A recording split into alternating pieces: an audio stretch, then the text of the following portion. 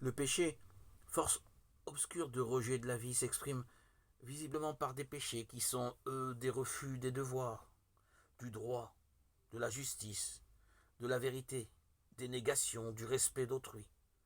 La religion envers Dieu s'affirme en pratiquant la morale au milieu des hommes. L'éloignement de Dieu se traduit par le rejet de l'autre. On offense Dieu en faisant du tort à son prochain. Le Seigneur est en procès avec les habitants du pays, car il n'y a ni sincérité, ni amour du prochain, ni connaissance de Dieu dans le pays. Osée chapitre 4 verset 1. Ce sont vos perversités qui ont mis une séparation entre vous et votre Dieu. Vos paumes, en effet, sont tachées par le sang et vos doigts par la perversité. Vos lèvres profèrent la tromperie. Votre langue roucoule la perfidie. Ésaïe 59, 2, 3. Saint Paul parle souvent du péché comme d'une puissance perverse. Il parle aussi souvent des péchés. Il en fait des listes impressionnantes, voire 1 Corinthiens 6, 9, 10, Galates 5, 19, 21, 2 Timothée 3, 2, 5.